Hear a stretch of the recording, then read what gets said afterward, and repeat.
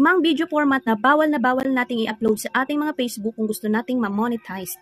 Okay guys, alam naman natin 'di ba kung bakit tayo nagpapakahirap gumawa ng mga videos, nag-edit ng mga videos, nag-upload everyday. Ang pinaka-reason talaga natin is ma-monetized.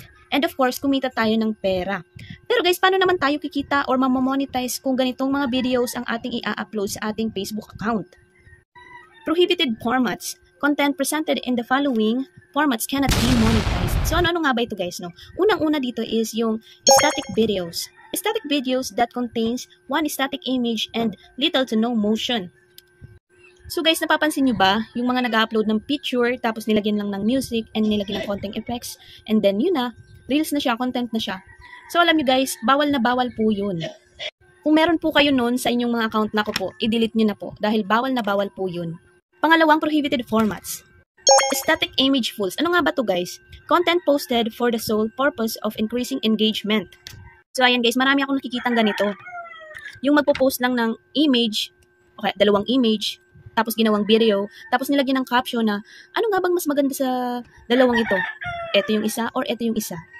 Comment down below naman kung alin dito sa dalawa ang yung napili. Parang ganun mga guys. So kung meron po kayong ganun, bawal na bawal po yun. Isa po yung asking engagement. Okay mga guys, pangatlong prohibited formats.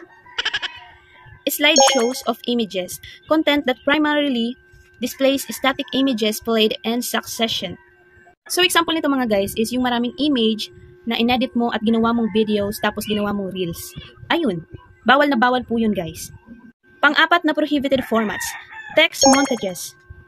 Content that primarily displays still on moving images with overlaid text. So guys, example po natin dito is, kunwari nag-download po kayo ng image ni Papa Jesus, tapos nilagyan natin ng prayer text, tapos nilagyan natin ng music, background music, and content effects. Then, yun na, i-upload na natin sa Reels. Bawal na bawal po yun mga guys. Panghuling prohibited formats. Ano nga ba ito mga guys? Content that loops and displays the same segment multiple times. Looping content can include GIFs and content of varying lengths. Ano nga ba ito guys? Bihira lang naman po yung nakikitaan ko ng ganito. Pero papaliwanag ko po sa inyo.